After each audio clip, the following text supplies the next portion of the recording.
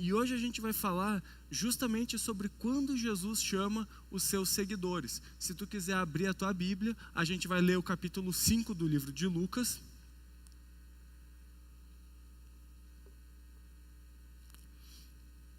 E tu pode ficar com a Bíblia aberta, porque a gente vai olhando alguns versículos aí aos poucos, né? E na maior parte das Bíblias, o título dessa passagem, que a gente encontra ali em pretinho, não estava lá no texto original, mas realmente ajuda a gente a entender o texto, diz: Jesus chama os primeiros discípulos. E quando a Paulo foi quem me sugeriu esse título, quando Jesus chama, faz todo sentido. E é isso que a gente vai pensar hoje. Quando Jesus chama, como é esse chamado do Senhor? E eu comecei a pensar justamente sobre quando nós somos chamados, sobre como o que circunda e as circunstâncias e a entonação, as características do chamado fazem diferença. Por exemplo, quando a Carla, minha esposa, olha para mim e diz: amor, eu já sei que ela vai fazer um pedido mais dengoso, né? Ou ela quer um carinho, ou ela quer sair para comer um pedacinho de torta, é alguma coisa já dessa maneira. Agora, quando ela olha para mim e fala: Felipe, aí eu já sei que ou eu esqueci de fazer alguma coisa que eu tinha me comprometido, que é bem provável, ou eu tenho que ir no mercado, é alguma outra ação que ela quer que eu tome. Quando eu chamo o meu filho Pedro, ele já sabe o que eu quero com ele a partir da forma como eu chamo ele. Ele começou a engatinhar faz algumas semanas e eu descobri que ele tem um vício terrível. Ele é viciado desesperadamente em tomadas e ventilador. Ele não pode ver isso, que ele sai desesperado correndo para mexer nessas coisas. E eu olho para ele e falo: Pedro, não. Pedro, não, não, não. E ele já para e ele já entende pela entonação. Ao mesmo tempo, quando eu digo: Pedro, vem cá, e eu começo a engatinhar do lado dele, e eu brinco com ele de bebê cachorro, né? Eu digo que ele é o bebê cachorro, saio correndo atrás dele, e a gente fica lá rolando. Ele já sabe que é bagunça, ele já fica todo feliz, porque as características do chamado fazem com que a pessoa entenda melhor o que vai ser dito para ela. Quem aqui é mãe sabe que quando o filho vai tomar banho e ele grita: mãe, tu já sabe o que é, né? É a toalha. É óbvio que ele esqueceu a toalha, né? Eu perdi a conta de quantas vezes eu tive que gritar isso. O meu sogro, a gente quando está junto com eles, a gente sabe que na hora que ele gritar Eliane, logo a minha sogra passa com uma xícara de café. E ele grita isso muitas vezes por dia. Então a gente vai conhecendo as características do chamado e a gente vai entendendo o que aconteceu. É isso que a gente vai ver no texto de hoje. E eu gostaria que tu tivesse algo em mente. Todo chamado tem o objetivo de chamar a atenção e de mudar a direção, gerar um movimento numa direção nova.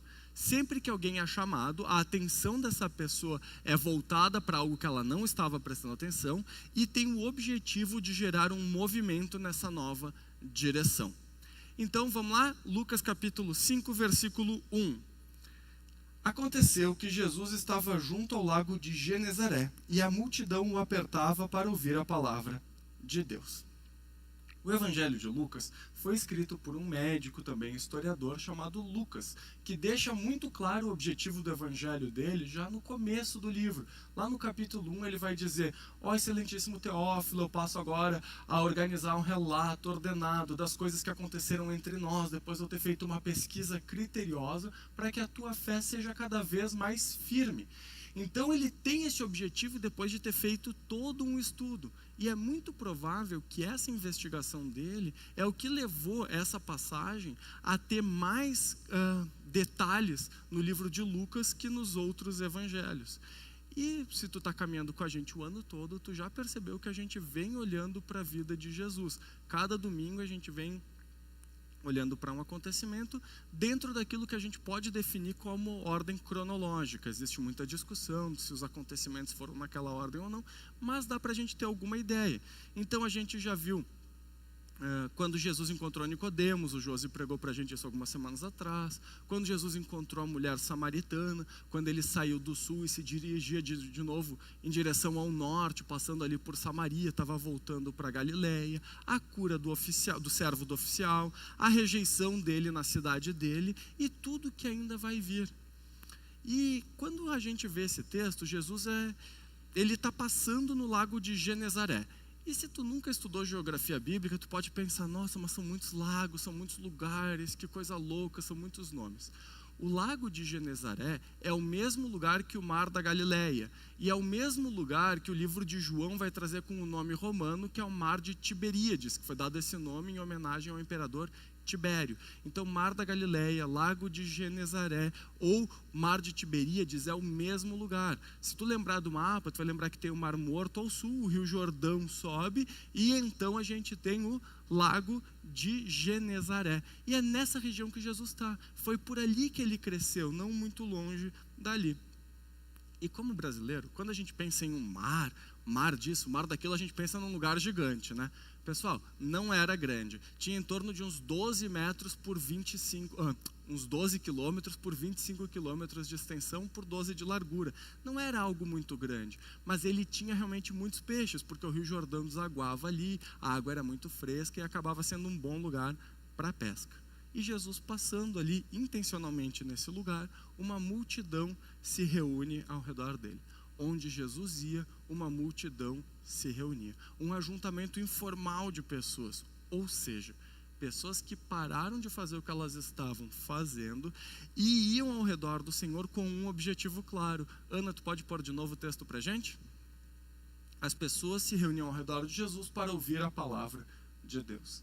As pessoas sabiam que o que Jesus ensinava era diferente de tudo que elas já tinham ouvido. E o mais incrível é que elas literalmente ouviam aquele que é a palavra de Deus, a palavra viva, que salva, que transforma, que habitou entre nós, que se fez carne e que mudou vidas. Então essa multidão se reúne ali para encontrar e ouvir o Senhor. E eu queria fazer um paralelo hoje. A multidão daquele tempo é como a nossa celebração de cada domingo. Naquela multidão, a gente tinha pessoas que acreditavam em Jesus e que amavam o Senhor. A gente tinha pessoas interessadas somente em milagres. A gente tinha pessoas que estavam lá desconfiadas.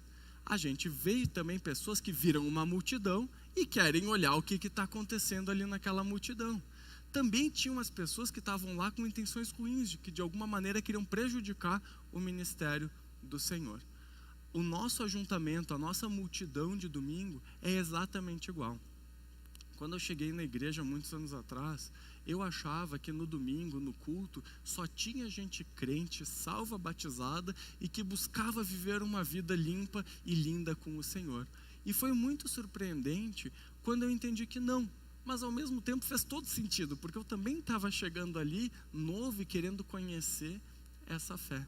Gente, no nosso meio a igreja está reunida e aqui nós temos a reunião da igreja, mas além da igreja existe uma multidão. A gente só não se reúne mais ao ar livre ou na beira de uma praia como era com Jesus por causa das condições climáticas, por exemplo. Imagina aqui em Caxias a gente ir para a beira de uma cachoeira ouvir uma pregação em junho, julho e agosto às 7 horas da noite. Imagina aquele ventinho cortando a canela, que delícia que ia ser. Não ia dar certo. Então, por isso que a gente convencionou se reunir dentro de um prédio, de uma estrutura. E nessa reunião da igreja, também tem pessoas que não acreditam no Senhor. Aqui é o melhor lugar para ter ladrões, para ter bandidos. Por quê? Porque é o lugar onde vão ser transformados. Aqui é o melhor lugar para ter pessoas perdidas, sem esperança. Porque é o lugar onde elas vão ser encontradas pelo Senhor Jesus. A multidão não mudou. Então, quando a gente se reúne aqui, não cria expectativa sobre quem está do teu lado. Pode ser uma pessoa em um estágio de uma caminhada com Cristo muito diferente do teu. E isso é bom, porque é nessa multidão que o Senhor vai chamar. É nessa multidão que o Senhor vai olhar e vai dizer o seguinte: vocês não foram criados para ficar na multidão, vocês não são só mais um, perdidos, desconhecidos. Até porque, como diria o poeta, né? Veja, olha outra vez o rosto na multidão. A multidão é um monstro sem rosto e coração. A multidão é um lugar onde as pessoas podem se esconder, onde elas não são uma pessoa, onde elas são uma massa. Inclusive, parece que na multidão a pessoa pode fazer o que ela quiser e ela se dá liberdades de fazer coisas que sozinha ela não faria, porque afinal está todo mundo fazendo. E essa é a proposta de Jesus, é ser tirado da multidão, porque o chamado vai gerar movimento. Se nós somos encontrados pelo Senhor no meio da multidão, isso vai gerar movimento na nossa vida. Só que muitas vezes a gente espera que o Senhor nos encontre no meio de um momento muito sublime, muito extraordinário. Eu conheço pessoas que dizem que vão caminhar com Jesus se acontecer isso e aquilo. E normalmente isso não acontece. O Senhor não vai abrir o céu e vir com uma voz do Cid Moreira e dizer: filho meu, caminhe comigo. Ele pode fazer isso, mas ele normalmente não faz. Ele não vai olhar para ti, para a tua oração. E aqui eu já vou confessar, tá? Quando eu comecei a caminhar com Jesus, eu dizia assim: Senhor, se tu existe mesmo, faz com que esse carro se mova sozinho, né? Eu não sei quem já fez esse tipo de oração. Pode confessar aí se tu quiser, se não, guarda aí tua história para ti mesmo. Mas muitas vezes a gente fica esperando coisas gigantes, situações extraordinárias que nos despertem da multidão. E isso pode acontecer, mas normalmente Jesus chama as pessoas em situações comuns. Olhem os próximos versículos, versículos 2 e 3. Então, Jesus viu 2 barcos junto à praia do lago. Os pescadores tinham desembarcado e estavam lavando as redes. Entrando num dos barcos, que era o de Simão, Jesus pediu-lhe que o afastasse um pouco da praia. E assentando-se do barco ensinava as multidões. Jesus está num local de pesca e ele vê homens lavando as suas redes. É uma situação totalmente comum. Aqueles homens, depois deles terminarem o período de pesca, eles lavavam as redes, eles estendiam elas para preparar para o próximo uso. Ou seja, eles tinham terminado o expediente naquele dia. Aquele dia eles tinham parado de trabalhar. Na verdade era aquela noite, né? Eles tinham passado a noite toda trabalhando e então tinham parado de trabalhar. E Jesus chega e entra no barco. E era o barco de Simão. Simão, Pedro. Pedrão, o famoso apóstolo Pedro. Então eles se afastam um pouco e Jesus se senta e começa a ensinar. Naquela cultura, quem ensinava se sentava e ficava mais baixo do que as outras pessoas. E era assim que as pessoas sabiam que aquela pessoa ia começar a ensinar. Pensem quando Jesus chegava nas sinagogas, pensa no Sermão do Monte, então ele se assenta e começa a falar. E é a mesma coisa aqui. Quando ele se senta, todo mundo sabe que vai vir algo maravilhoso ali. Então ele começa a derramar graça sobre os ouvintes. E eu queria te convidar a imaginar esse momento. Quando eu era criança, eu tinha uma coleção de livros que tinha uma menininha que viajava no tempo, ia para os tempos de Jesus e ela ficava de longe vendo o que Jesus estava fazendo. Não sei se tu já leu esse livro específico, as capas eram verdes, era uma coleção, ou algum outro livro. Mas desde aquela época eu sempre me imaginei ouvindo o próprio Jesus falar e sempre foi algo que queimou meu coração. Eu fico imaginando como era olhar ele no barco se sentando. Eu acho que o olhar dele, o jeito dele, a entonação dele já devia ser algo maravilhoso, já devia ser algo transformador. Imagina esse momento. E ali, a vida desses homens está prestes a mudar radicalmente. A mensagem de amor que eles iam receber do Mestre e que eles iam espalhar ia revolucionar o mundo para frente deles, a ponto de hoje a nossa história ser dividida em antes de Cristo e depois de Cristo. Pensem quantas milhões de pessoas essa mensagem de amor impactou até ela chegar em nós. Hoje o que a gente está fazendo é continuar aquilo que começou lá naquele barco. O que Jesus ensinou para eles foi para outras pessoas, até chegar na minha vida e na tua vida. Imagina quantas pessoas Deus salvou ao longo da história, quantas pessoas foram usadas para que a gente ouvisse a mensagem maravilhosa do Evangelho. A verdade de que o próprio Deus, vendo a nossa situação pecaminosa, entra na nossa história, se faz carne, sem ter pecado nenhum, é condenado injustamente, morre naquela cruz pelos meus erros e pelos teus erros, ressuscita ao 3º dia, sobe aos céus e um dia volta para nos buscar. Essa mensagem tão poderosa e tão maravilhosa vai impactar a vida desses homens e vai chegar até nós. Mas tudo isso acontece com homens saindo do expediente, no cotidiano, em algo comum, mas ao mesmo tempo em algo extraordinário, concomitantemente, algo totalmente extraordinário dentro de algo totalmente ordinário. Por isso a primeira coisa que eu gostaria que a gente gravasse do texto de hoje é: quando Jesus chama? Em situações normais da vida. Quando o Senhor te encontrou, pode ter acontecido algo maravilhoso e gigantesco, mas certamente uma sucessão de decisões comuns te trouxe até aqui.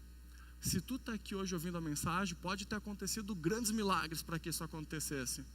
Ou tu pode ter dito, vou para a igreja hoje, vou ouvir o que Deus tem para falar comigo. E mesmo assim, Deus está aqui falando com a gente de uma forma extraordinária, em um momento também comum. E como esses momentos comuns marcam a nossa vida. Eu lembro, no início da minha caminhada com Jesus, a Dionísia, esposa do Valmir, estava conduzindo um estudo de oração na terça-feira aqui na igreja. E aí ela falou uma frase que eu já tinha ouvido 1 milhão de vezes. Eu até já era crente. E ela falou assim, Deus pagou um alto preço pela tua vida. E naquele dia que ela falou isso, essa frase fez todo sentido na minha vida.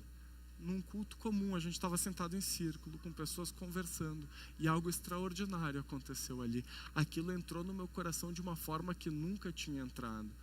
E a minha mente funciona de um jeito meio engraçado, né? Naquela hora eu me imaginei numa prateleira de supermercado com um preço, numa etiqueta pendurada na orelha, né?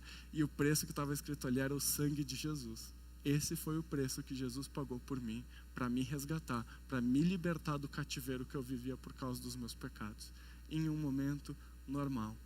Ser encontrado por Jesus não é uma busca interminável, penosa, cheia de mistérios, segredos e aventuras. O nome disso é o Hobbit. Ser encontrado por Jesus é ser encontrado no meio da multidão, durante a vida. Eu lembro de uma vez estar assistindo um vídeo que tinham várias pessoas com crenças diferentes, e tinha um ateu, e o moderador daquela conversa perguntou para um pastor, falta esse ateu pegar o caminho de Damasco? E eu gostei muito da resposta do pastor. O pastor respondeu o seguinte, não, falta o caminho de Damasco pegar ele. Para quem não entendeu a referência, Paulo, enquanto viajava para Damasco, é encontrado por Jesus no meio do caminho. Mas não é uma caminhada que a gente faz, é algo que Deus faz na nossa direção, é Ele que nos encontra. Não sou eu que decido caminhar na direção de Jesus somente, é Ele que vem e me encontra e me convida para caminhar na direção dele. Jesus, em momentos simples, que são transformados em momentos sublimes, maravilhosos, especiais, vai transformar todo o nosso ser. Hoje, nessa celebração simples, o poder maravilhoso de Deus opera. Hoje, aqui, enquanto a gente está conversando sobre a palavra de Deus, cantando os nossos cânticos, eu sei que o poder do Espírito Santo extraordinário está fazendo coisas que a gente não pode ver nas regiões celestiais e dentro de cada um de nós. Hoje o reino de Deus está sendo feito aqui. E sabem que quando eu vi que era esse texto que eu ia pregar, eu fiquei com receio. Porque quem é crente há muito tempo já ouviu esse texto, já ensinou esse texto desde que é criança, 1,5 milhão de vezes e mais umas 5 ou 6 ainda, né? A pessoa já ouviu esse texto até não poder mais. Mas o Senhor fala com a gente em momentos simples, de uma forma não complexa e abstrata. Ele fala com a gente de uma forma direta, de uma forma que transforma as nossas vidas. Jesus chama no cotidiano, mas reconhecer Ele, acolher quem Ele é, que é Ele que está ali, requer sim uma resposta da pessoa. E é isso que a gente vê na vida de Pedro. Vamos ler os versículos 4 e 5. Quando acabou de falar, Jesus disse a Simão, leve o barco para o lugar mais fundo do lago e então lancem as redes de vocês para pescar. Em resposta, Simão disse, mestre, havendo trabalhado a noite toda, nada apanhamos, mas sob essa tua palavra lançarei as redes. Esses homens tinham parado de trabalhar, sem resultados durante toda a noite. E Jesus então convida eles a pescar novamente. Mas esses homens eram homens experientes, não fazia sentido para eles voltar a pescar.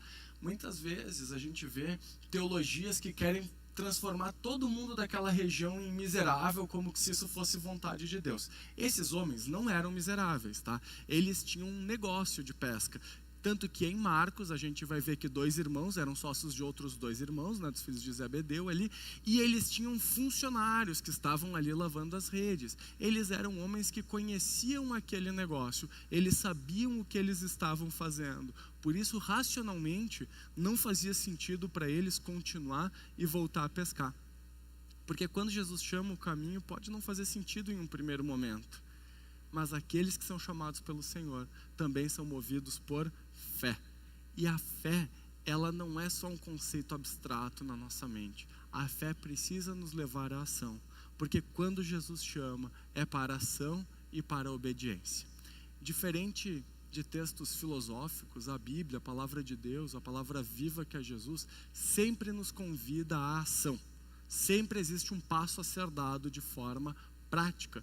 Por isso que Jesus olha para eles e diz: vamos lá pescar de novo. Então a ação, a obediência está sempre envolvida no chamado do Senhor. E quando Jesus nos chama, a nossa resposta deve ser confiança, deve ser em fé, deve ser quando a gente age mesmo sem entender absolutamente tudo o que está acontecendo. Racionalmente não fazia sentido eles voltarem a pescar, mas Pedro diz: pela tua palavra, debaixo da tua palavra, eu estou voltando a pescar. A confiança é a prova da fé. Uma pessoa que vive longe de Deus, uma pessoa que vive em pecado, em última instância é uma pessoa que não confia no Senhor, porque a pessoa não confia que Deus tem o melhor para ela. E se Deus não tem o melhor para mim, eu não vou fazer o que Ele está me pedindo para fazer. A gente só age na direção de Deus e obedecendo a Deus se nós confiamos nele, se nós entendemos que o caráter dele é bom, que ele de fato é amoroso. Por isso, quando Jesus chama para uma ação, e essa ação é sempre baseada em confiança. E então, a gente está no momento, a gente está preparado a ver coisas grandiosas. Olhem os próximos versículos. Fazendo isso, apanharam grande quantidade de peixes, e as redes deles começaram a se romper. Então fizeram sinais aos companheiros do outro barco para que fossem ajudá-los, e foram e encheram ambos os barcos a ponto de quase afundarem. Depois de uma noite inteira sem sucesso, eles voltam a pescar e eles têm um resultado maravilhoso, algo gigantesco. E veja bem, eu não creio que Deus sempre vai multiplicar, porque daí é que tu pode estar pensando, né? Não, olha só, eles tinham uma empresa de pesca, eles não tinham pescado e Deus foi lá e deu prosperidade para eles. Sim, o Senhor também pode fazer isso, mas aqui Deus tinha um objetivo muito central nesse milagre, que era comprovar que era Ele mesmo que estava ali, Jesus, o próprio Deus, mostrando a sua divindade também através de atos miraculosos. Mas o que a gente aprende aqui é que quando Jesus chama, coisas extraordinárias acontecem.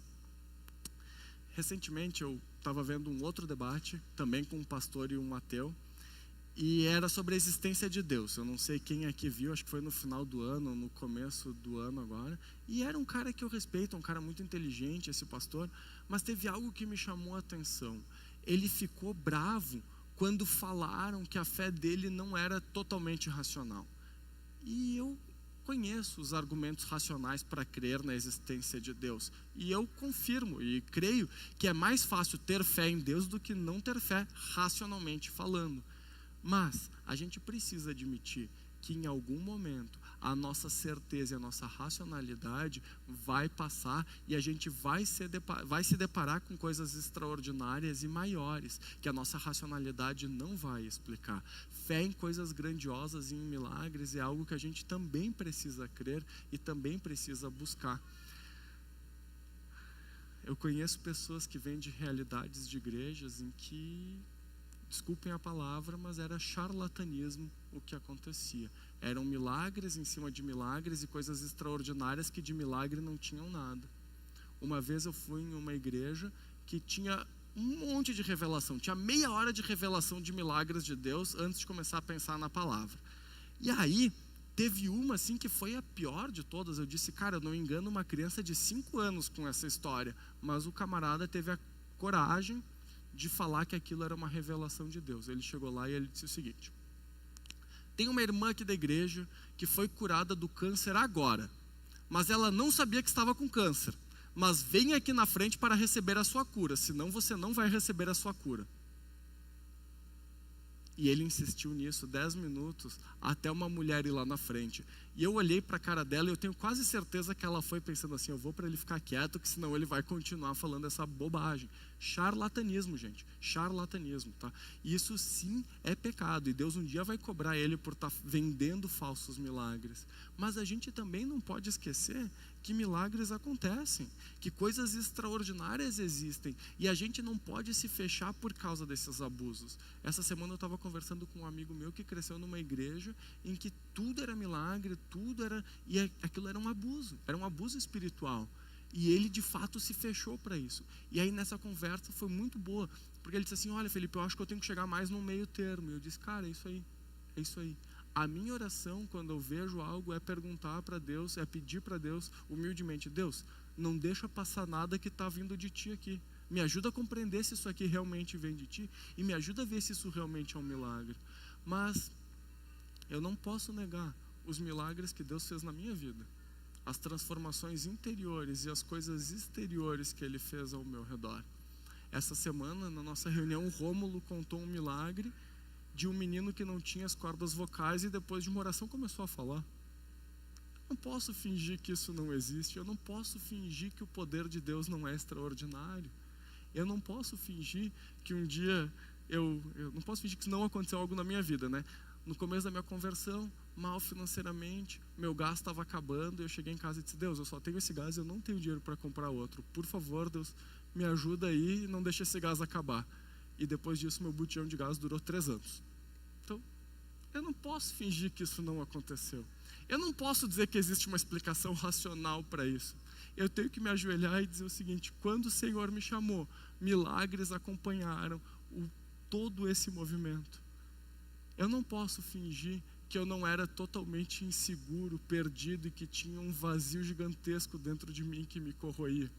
Às vezes eu tenho a audácia de olhar para o meu passado e pensar que eu faria tudo diferente no passado. E eu só penso isso porque eu esqueço dos milagres que Deus fez em mim quando Ele me chamou. Eu não tinha como viver a minha vida diferente lá atrás, porque eu não tinha o próprio Deus vivendo em mim. Por isso eu queria te dizer que é realmente muito importante tu parar um minuto agora e lembrar dos eventos milagrosos que aconteceram quando tu foi chamado, quando tu foi chamada. Não é retórica. Pensa um minuto no que Deus fez na tua vida quando Ele te chamou. Pensa no que Ele fez na tua vida durante a tua caminhada com Ele. Quando a gente é chamado por Deus, coisas extraordinárias acontecem na nossa vida. A gente precisa estar mais aberto para isso. A gente precisa desejar mais isso e ver mais isso. Um dos maiores perigos da nossa fé é a gente se acostumar com o sagrado. É a gente se acostumar com o Deus que transcende todo o entendimento. Com o Deus que é maior que toda explicação e que tudo que existe. Eu contei de manhã esse exemplo também, que foi algo que eu me acostumei em determinado momento da minha vida. Mas quando o Senhor me salvou, uma das principais coisas que Ele tratou no meu coração foi a insegurança. E quanto mais insegura uma pessoa é, mais ela quer parecer segura, né? E uma das maiores provas de insegurança de uma pessoa que quer chamar a atenção é a pessoa que sempre chega atrasada. A pessoa que sempre chega atrasada, em última instância, ela quer que vejam ela chegando. Um atraso ocasional acontece com todo mundo.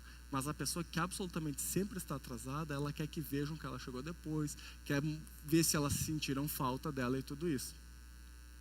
E quando Deus me encontrou, Ele foi mudando isso na minha vida. Porém, foi um processo. Então eu lembro de muitas vezes estar correndo e orando: Senhor, por favor, que meu ônibus não tenha passado ainda, Deus. Eu não quero me atrasar. E cada vez que eu orava, o ônibus estava lá. Mas a gente se acostuma com essas orações tão simples.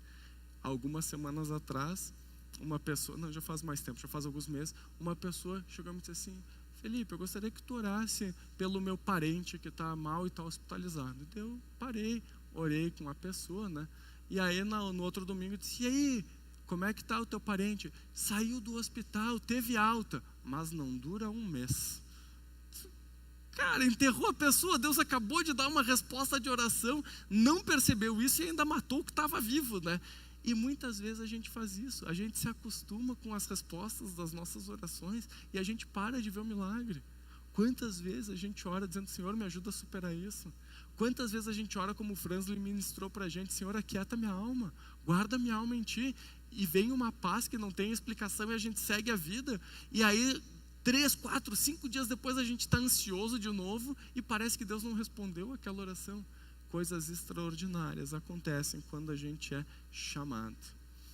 E o interessante nesse texto, né, é que aquela pesca ali é gigante, é maravilhosa. Eles começam a tirar um monte de peixe a ponto do barco deles quase afundar e eles terem que chamar os amigos deles para ajudar, né, os sócios ali para ajudar. Porque quando Deus faz coisas extraordinárias na nossa vida, isso não é só para a gente, isso também faz sentido nas pessoas ao nosso redor. Quantas coisas Deus fez na tua vida que abençoou quem está ao teu redor? Quantas vezes Deus te deu uma oportunidade de trabalho que também ajudou quem estava ao teu redor? E aí, quando a gente vê esses milagres, quando a gente vê coisas extraordinárias acontecendo, quando a gente entende que é o próprio Jesus que está ali, a nossa reação precisa ser como a de Pedro. Versículos 8 até a primeira parte do 10 diz o seguinte: vendo isso, Simão Pedro prostrou aos seus pés de Jesus, dizendo: Senhor, afasta-se de mim, porque eu sou pecador. Pois à vista da pesca que fizeram, a admiração se apoderou dele e todos os seus companheiros, bem como de Tiago e João, filhos de Zebedeu, que eram seus sócios. Quando Pedro vê o que aconteceu ali, a reação dele é se jogar e dizer: Senhor, Senhor, Senhor, eu sou um pecador. E todos ali ficam admirados, talvez imóveis, meio travados naquela questão de susto, de admiração, tentando entender o que eles estavam vivendo. E aí Pedrão fala, né, gente? É por isso que eu amo Pedro. Pedro, ele tinha algumas revelações do Espírito Santo e uma sensibilidade para algumas coisas que eram fantásticas, assim, né? Quando o Senhor pergunta: e vocês, quem dizem que eu sou? E ele diz: tu é o Cristo, Filho do Deus vivo. Quando Jesus faz um discurso e um monte de gente vai embora, ele olha e diz assim: e vocês não vão embora? Daí Pedro olha e diz: Senhor, para quem iremos? Só tu tens as palavras de vida eterna. Quando estão todos os outros discípulos com medo de fantasma, Pedro é o único que sai do barco. E sim, ele afunda depois, né? Mas ele voltar molhado para o barco, ele podia ter dado uma zoada com os outros, né? Podia ter dito: e aí, estavam com medo do fantasma, não foram nem até ali, né? Então Pedro, ele tinha ele era muito impetuoso, e quando ele falava essas coisas era realmente algo fantástico. Ele se joga diante do Senhor e diz: Senhor, eu sou pecador. Parece que ele entende que ele está diante do próprio Deus, alguém que é muito maior que ele e que traz luz sobre quem ele mesmo é. Quanto mais uma pessoa se aproxima de Deus, mais ela percebe a sua pecaminosidade, quanto ela é indigna e quanto os seus pecados merecem castigo. Porque quando Jesus chama, nós entendemos que somos pecadores. Não existe seguidor de Jesus que não entenda que é pecador. Se a pessoa acha que ela ainda é boazinha, que a vidinha dela ainda é mais ou menos, que tem gente pior, a verdade é que essa pessoa não é salva. Para ser salvo pelo Senhor, a pessoa precisa entender a sua condição pecadora. Nós somos imundos, e essa é a verdade. Até os nossos melhores atos de bondade são maculados pela nossa pecaminosidade. Eu quero que as pessoas que eu amo sejam felizes, porque em última instância, se elas não forem felizes, eu não serei feliz. Em última instância, o meu desejo de amor pelas outras pessoas ainda é motivado pelo meu próprio egoísmo. E eu creio que Jesus vai curando isso na nossa vida e vai nos transformando ao longo da nossa vida. Mas a gente não pode fingir que a gente é bonzinho e que está tudo bem. Nós precisamos entender que nós somos pecadores e que os nossos pecados merecem castigo. Existe uma justiça que deve ser executada. E o que é interessante é que esses homens, mesmo com a constatação, né, e Pedro, mesmo com a constatação que ele é um pecador, ele ainda fica admirado. Porque se a gente descobre que a gente é pecador sem Jesus, a gente vira desespero puro. A gente afunda. A culpa, o medo, a certeza de que vão descobrir a gente, consome a gente. Mas quando a gente descobre que a gente é pecador diante de Jesus, isso é libertador. Porque é a partir disso que a gente entende o amor do Senhor. Eu lembro quando eu entendi o amor de Deus, e eu já sabia que eu era um pecador, e isso já me consumia. Eu vivia aquele provérbio que fala, né, o ímpio foge sem que ninguém o persiga. Essa era a regra da minha vida. Eu vivia fugindo e com medo, porque a minha impiedade, a minha culpa estava sempre ali comigo. Eu acho que eu já citei isso aqui, mas eu gosto muito daquela frase do Tiririca, né, que é: muitas vezes eu tentei fugir de mim, mas onde eu ia, eu estava. E basicamente era isso que acontecia na minha vida. Eu tentava fugir de mim mesmo e dos meus pecados e da minha tristeza e da minha dor e de tudo que eu fiz de mal para os outros, mas onde eu ia, isso me acompanhava. E aí eu lembro de ser encontrado pelo Senhor, e eu lembro de entender que Jesus era o próprio Deus que tinha vindo nessa terra e morrido pelos meus pecados, ajoelhar o meu joelho no meu quarto e dizer assim: Senhor, eu mesmo, tu me ama mesmo? Foi por mim que tu morreu, é isso? E vinha o Espírito Santo dizer: é isso. É isso. E eu continuar dizendo: eu mesmo, Deus. Porque quando a gente admite os nossos pecados diante de Deus, diante do Senhor Jesus, a gente não é lançado fora. A gente só está admitindo o óbvio. A gente está entendendo que existe um Deus que ama pecadores a ponto de morrer por eles. Deus não faz uma distinção e olha, eu gosto da parte boazinha do Felipe, mas a parte do Felipe que é pecador, essa eu tolero. Eu sou um ser íntegro diante do Senhor, com os meus atos de bondade e os meus atos de maldade. Deus não separa isso. Eu sou uma pessoa diante dele e ele me ama. Admitir o óbvio, que nós somos pecadores na presença de Deus, é seguro dentro da presença graciosa de Jesus. O orgulho que nos impede de admitir quem a gente é, o medo de ser rejeitado, o medo de ser descoberto, se esvai, porque a certeza de que a gente é amado é maior. Por isso eu morro de medo de crente que finge que é perfeito. E sabe que não é só medo, eu vou dizer até que eu sinto um pouco de pena, porque é uma vida pesada. É uma vida difícil, é uma vida cheia de medo e de culpa, e uma vida em hipocrisia, uma vida onde a pessoa vive num teatro fingindo que está tudo bem, só que essa pessoa também nunca é amada, porque se eu não posso me mostrar e admitir os meus erros e as minhas vulnerabilidades, eu também não posso ser amado, porque eu impeço as pessoas de chegarem perto o suficiente. E mesmo que as pessoas demonstrem alguma coisa de amor e alguma faísca de amor por alguém que é um hipócrita, a pessoa não acredita, porque ela pensa o seguinte: está me dando essa ação de amor, está demonstrando amor por mim dessa maneira, mas é só porque não me conhece. A hipocrisia impede que a gente seja amado, impede que a gente seja livre na presença de Deus e na presença das outras pessoas. A pessoa vive sempre fingindo ser perfeito, carregando um peso gigante. Por isso, eu tenho medo. Se o começo da minha caminhada com Jesus é admitir que eu sou um pecador, como que depois eu vou fingir que eu sou perfeito? Não faz sentido isso. Não faz sentido isso. Isso é orgulho, gente. Sabe que quando eu vejo um crente fingindo que é perfeito, eu me lembro de algo da minha infância. Quando eu era criança, existiam uns kits de espião de disfarce. Eu não sei quem aqui lembra disso. E o principal kit, o principal disfarce do espião era um óculos de plástico, com um nariz de plástico e um bigode de plástico. Alguém aqui lembra desses kits que tinham de espião? Gente, um crente que finge que é perfeito. Eu lembro de ter 5, 6 anos, olhar para aquilo e dizer: que coisa ridícula. Como é que alguém vai se disfarçar desse jeito, né? Nenhuma criança engana. Crente que tenta se disfarçar é um adulto usando aquele disfarce que é ridículo. É infantil, é bobo, é não admitir o óbvio. Quanto mais a gente tenta esconder, mais claro fica para as outras pessoas quem a gente é. E eu não estou dizendo para te sair, dizendo assim: sou pecador, é isso aí, não mudo, nasci assim e vai ser assim. Não, mas a ideia é que na presença do Senhor Jesus a gente pode ser sincero. A gente pode orar. Eu não sei se tu já reparou, mas no Pai Nosso diz: orem para que não caiam em tentação.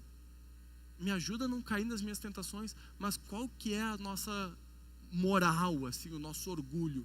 Não, eu não vou orar para não cair em tentação, porque senão o Senhor vai ver que eu estou em tentação. E a gente já se sente culpado estando em tentação, tanto quanto se tivesse pecado.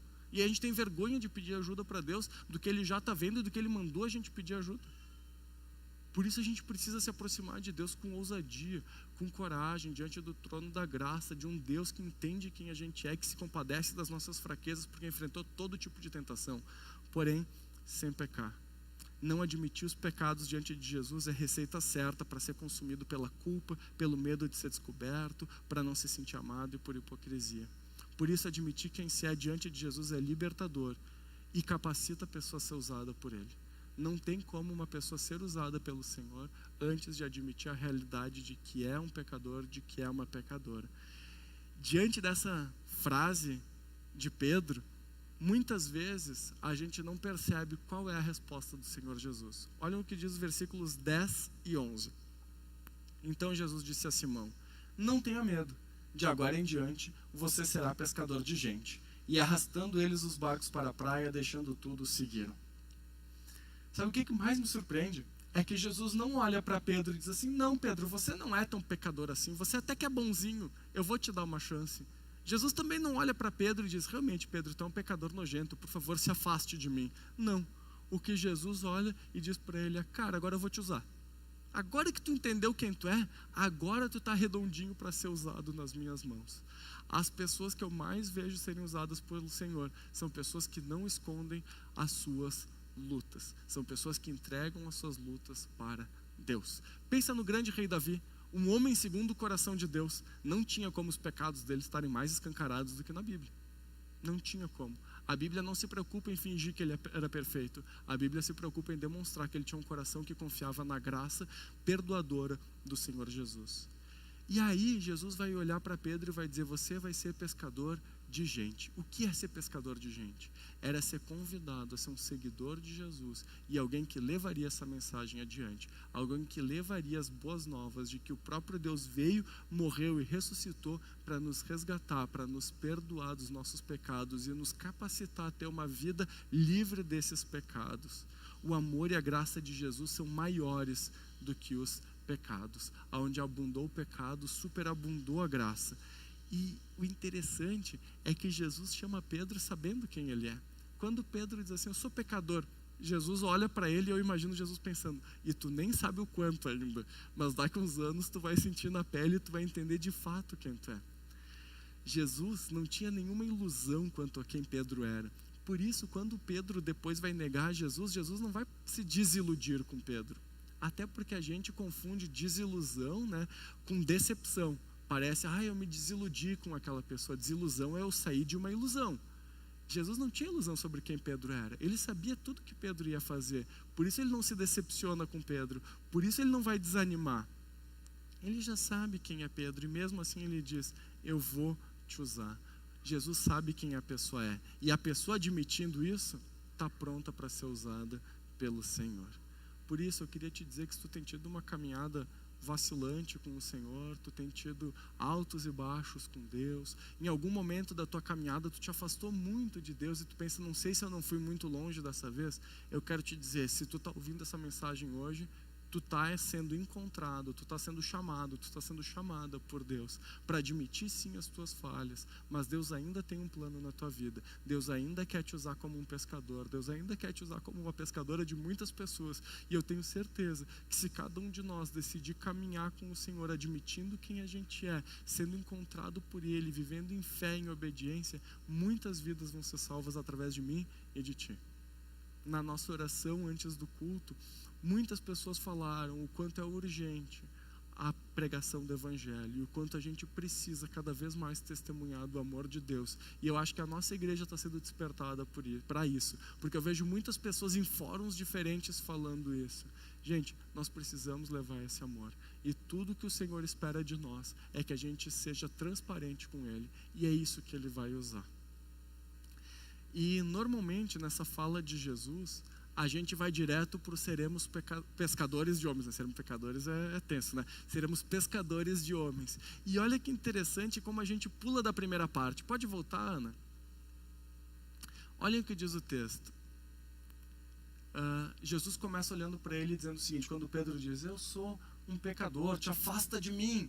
Jesus olha para ele e diz: não tenha medo. Não tenha medo. Deus é totalmente justo e os nossos pecados sim mereciam castigo, mas no Evangelho é revelada a justiça de Deus. O injusto é justamente o que nós recebemos, porque nós éramos injustos, mas o justo recebe o nosso castigo. No Evangelho, a justiça de Deus foi revelada. Aquele que nunca pecou sofreu o nosso castigo. Por isso Jesus pode olhar para ele e dizer: não tenha medo, Pedro. Eu vou pagar o preço por ti. E se tu entender isso, tu vai ser transformado e tu vai ser usado. Quando Jesus nos chama, o medo é lançado fora. E então, com a consciência de sermos pecadores, mas sem medo, porque a graça é maior do que os nossos pecados, a gente pode viver esse chamado, levando a mensagem adiante. Porque quando Jesus chama, nós somos transformados em pescadores de homens. E esse ponto é fundamental na mensagem de hoje. O Senhor quer levar a mensagem dele e te usar como embaixador, como embaixadora do ministério da reconciliação. A palavra mais poderosa do universo, que é a certeza de que Deus morreu e ressuscitou para nos perdoar, habita em ti. E essa mensagem sim pode transformar o mundo. Tu tem uma missão. E Deus tem pessoas que Ele espera que tu fale do amor dele para essas pessoas. A melhor pessoa para evangelizar a tua família é tu. A melhor pessoa para falar do amor de Deus e pescar pessoas no teu trabalho é tu. A melhor pessoa para salvar os teus vizinhos é tu. Se o Senhor Jesus quisesse botar um teólogo, alguém com um dom de evangelismo muito saliente lá naquele lugar, ele teria colocado. Mas não, ele decidiu usar a gente. E talvez tu seja um grande teólogo e tenha um dom de evangelismo muito forte. Que o Senhor te use na tua realidade, que o Senhor te use lá. Mas cada um de nós tem esse chamado. O medo pode vir nessa hora, o sentimento de incapacidade, mas certamente Jesus vai te usar, desde que tu aceite esse chamado.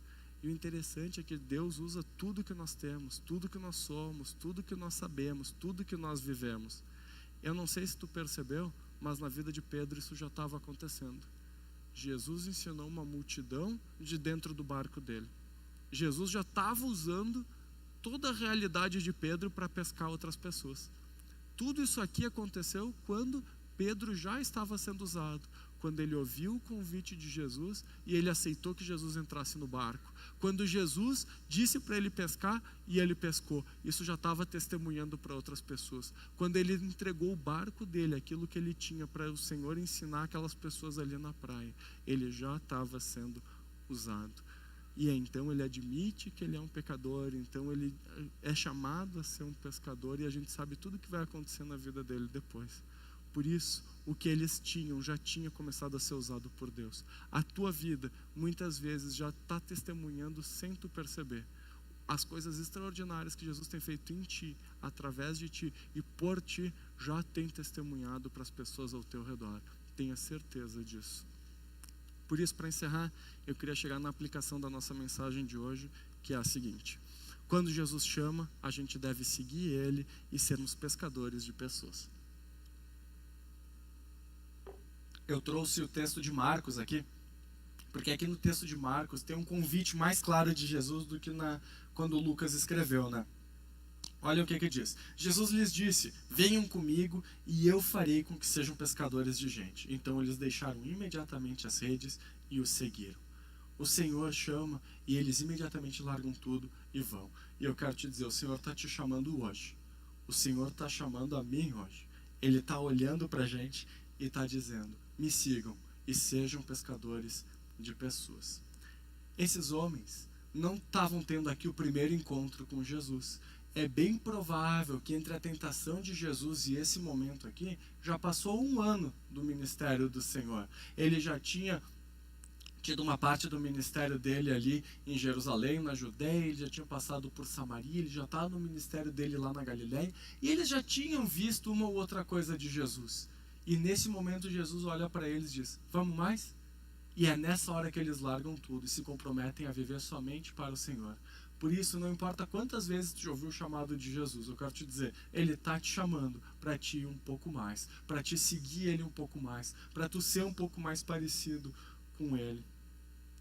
Isso faz a gente pensar que esse encontro é intencional. Jesus já sabia onde eles estavam, Jesus já sabia quem eles eram e que eles eram pescadores. Por isso eu quero te dizer que também é intencional. O Senhor está aqui hoje, está te encontrando. Quando o Senhor chama a gente para seguir Ele, talvez tu já tenha ouvido esse chamado tantas vezes, tantas vezes, tantas vezes. Chegou a hora de tu tomar uma decisão. Se tu quiser saber mais sobre isso, se tu quiser entender melhor esse chamado, como igreja a gente quer caminhar contigo. Como igreja a gente quer te acompanhar nesse processo de seguir o Senhor Jesus. Ninguém aqui vai se tornar um referencial para ti. Todos juntos a gente olha na direção do Senhor e caminha na direção dele. Talvez alguém que já tem um pouco mais de experiência nessa caminhada com Jesus vai te ajudar, mas não vai ser algo para gerar dependência na tua vida, somente dependência do Senhor Jesus, porque o poder de Deus está justamente nesse uns aos outros. O poder da igreja no Novo Testamento está quando um aconselha o outro, quando um ora pelo outro, quando um aconselha o outro, quando um ensina o outro. E esse é o principal chamado de Deus para nós como igreja. Por isso, meu primeiro convite para ti é: se tu quer se tornar um seguidor de Jesus, se tu quer entender melhor o que é isso, ou tu já entendeu isso e quer se batizar e demonstrar isso publicamente. Se tu está acompanhando a gente online, tu pode mandar mensagem no aplicativo ou nos nossos telefones que estão lá também. Mas se tu está aqui, eu quero te convidar a pegar esse cartão que está aí na tua frente. Vai ter uma opção ali que é: eu convidei Jesus para fazer parte da minha vida, e assina lá. Talvez tu já está caminhando com Jesus há mais tempo e tu entendeu que chegou a hora de tu cumprir a tua missão como pescador de pessoas, como pescadora de pessoas. A gente também quer, como igreja, te ajudar nessa caminhada e te ajudar a que, de fato, todo o potencial que tu tem, tudo que tu tem, seja usado por Deus. Enquanto a gente canta essa música, eu queria te convidar a pensar nisso, a pensar com da onde o Senhor te tirou, a entender tudo que Ele mudou na tua vida.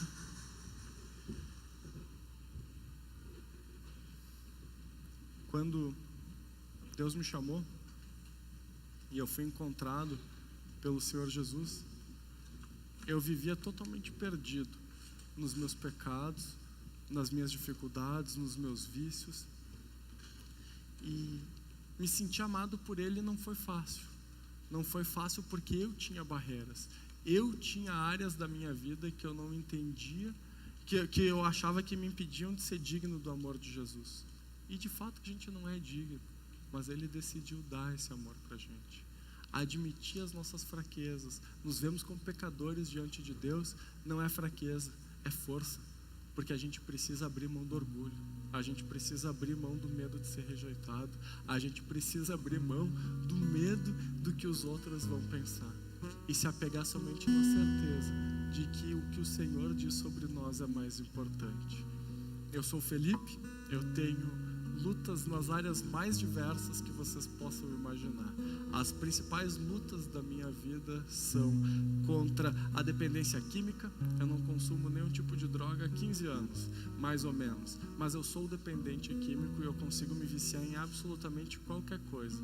Se eu comprar uma cartela de Neosaldina, minha tendência é tomar 10 comprimidos um em cima do outro. Se eu for tomar café, a minha tendência é tomar uma garrafa de café, uma térmica inteira.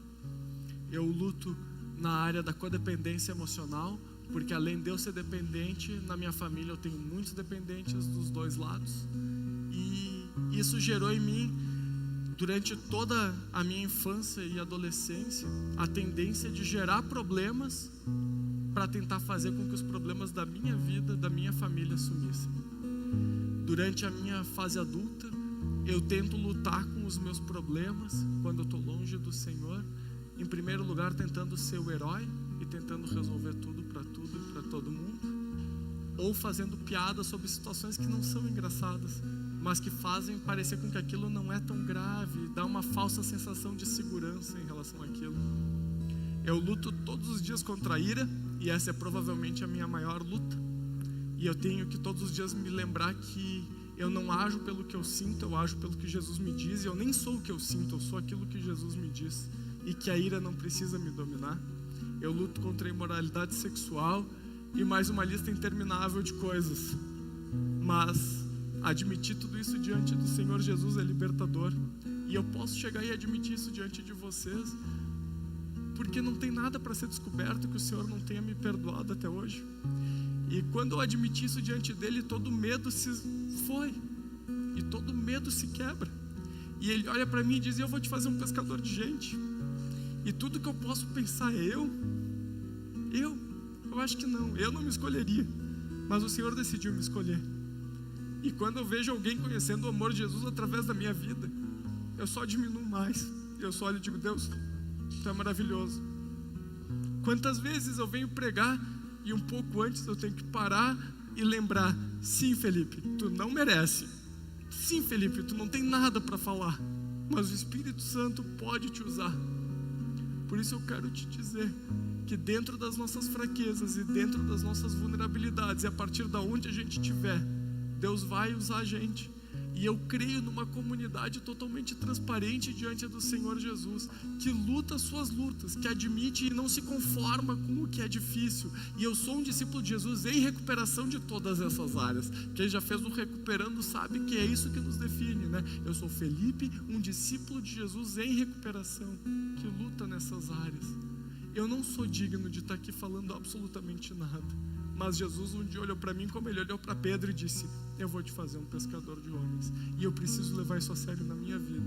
E o meu convite para a Igreja Batista da Comunhão é que cada um de nós leve isso a sério na sua vida. Que a gente não perca mais tempo com bobagem. Que a gente não fique mais perdendo o sono se a gente pescou alguma coisa ou não naquela noite.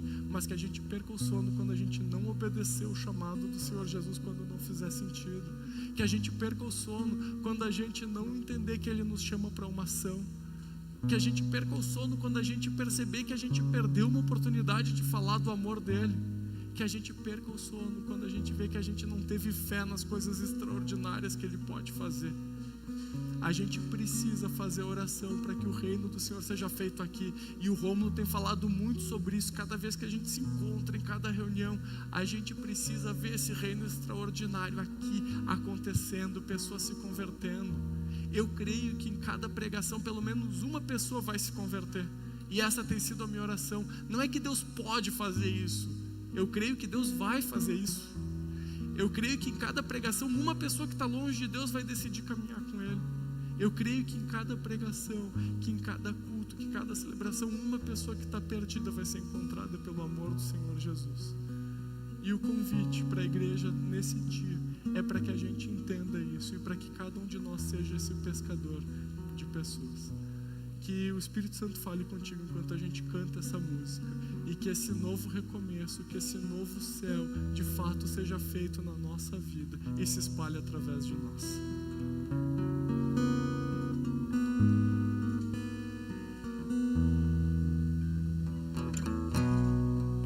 Nova chance, novo reino, novo recomeço que vem do céu, que vem do céu.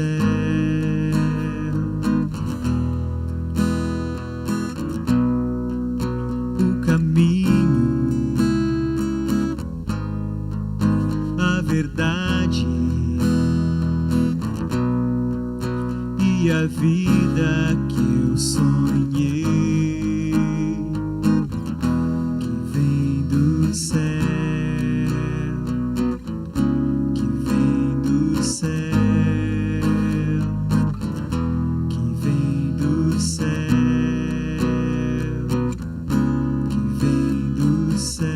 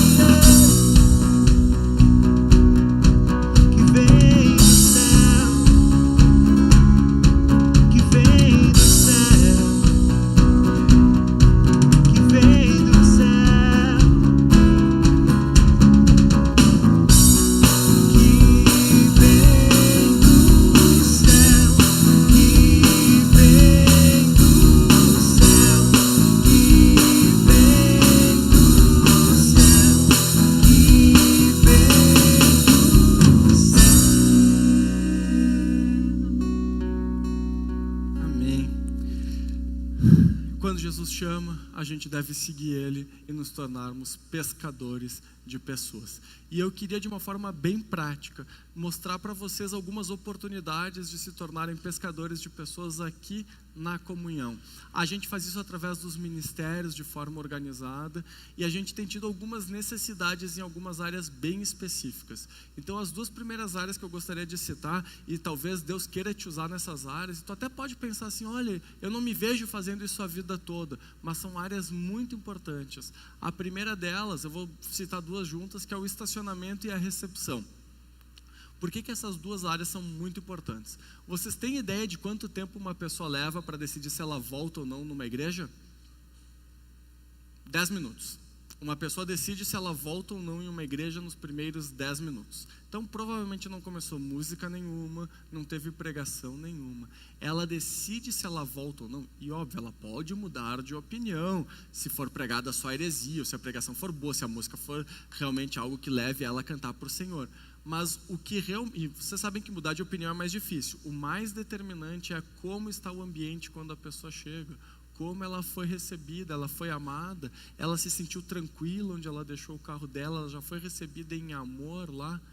Por isso, quando alguém é batizado aqui na comunhão, eu entendo que é um trabalho em conjunto de absolutamente todos os ministérios. E um visitante que volta é principalmente fruto de ministérios como recepção e estacionamento. Esses ministérios são a cara da igreja. Esses ministérios têm que ter o DNA da igreja. Se tu estiver servindo nessas áreas, por favor, preencha no cartão se tu está aqui, pode me mandar mensagem direto se tu está em casa, a gente realmente está precisando de pessoas nessas áreas. A outra oportunidade é no nosso espaço Crescer Mais. No Crescer Mais, a gente tem materiais que edificam ali com livros, mas também tem as inscrições dos nossos eventos, tem informações, tem recebimento de dízimos e ofertas em cartões ali. Então também é uma área muito importante que abençoa muitas vidas. Se tu estiver trabalhando nessa área, por favor, pode preencher um cartão, é só deixar lá atrás no espaço Crescer Mais mesmo depois, que ele vai chegar em um dos pastores. E a última oportunidade é no Ministério de Crianças. O Ministério de Crianças até 8 anos, de 3 a 8 anos, é um ministério fantástico de se trabalhar. Porque crianças têm muito mais fé do que a gente. Começa por aí, a gente acha que a gente vai ensinar e aí Deus já ensina a gente ali no caminho, né? Eu lembro de uns anos atrás uma mãe me procurar e dizer assim, Felipe, eu preciso que tu converse com a minha filha, ela está numa crise profunda, a menina tinha 6 anos. Ela está numa crise, conversa lá com ela, explica para ela. Ela está orando para Jesus aparecer para ela e Jesus não está aparecendo. Quando eu ouço isso, o que eu penso é o seguinte, né? Essa menina tem fé. Eu tenho uma outra coisa bem menor e bem mais esquisita. Fé quem tem é ela. E claro, eu sentei com ela, conversei, expliquei que Deus ia falar com ela de outras formas, mas disse, continua orando. Quem sou eu para dizer que Deus não vai aparecer para ela, né?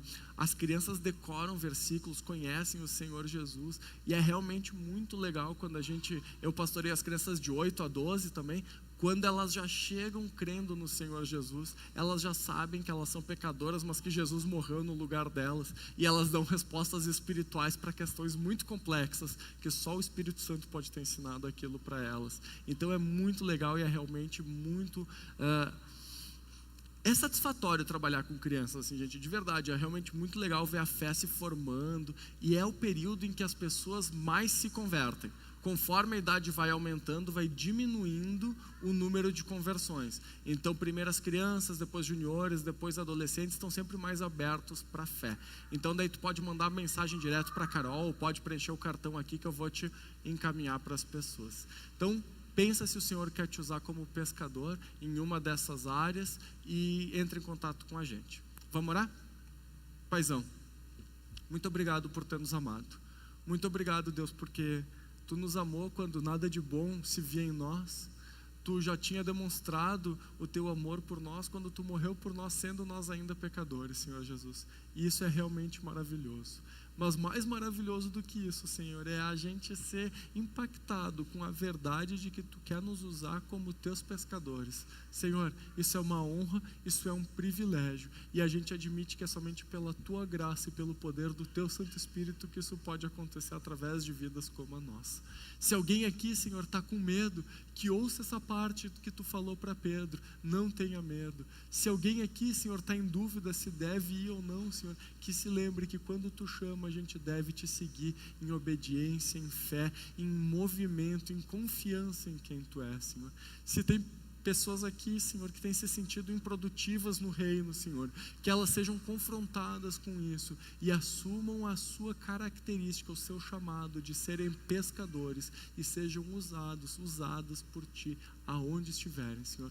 Nós cremos, Senhor, que Tu pode fazer infinitamente mais do que o que a gente Te pede, mas a gente quer sim, Senhor, ter a nossa fé aumentada e cada vez Te pedir mais. A gente quer ver o Teu reino sendo feito nessa cidade, Senhor. A gente quer ver, Senhor, a salvação se espalhando. A gente quer ver, Senhor, vidas sendo transformadas. A gente quer ver, Senhor, as pessoas sendo curadas, Senhor, de doenças físicas, de depressão, de ansiedade, de medos espirituais. A gente quer ver, Senhor, o Teu poder agindo. A gente não quer só ouvir falar, Senhor, a gente não quer só lembrar do que aconteceu, Senhor.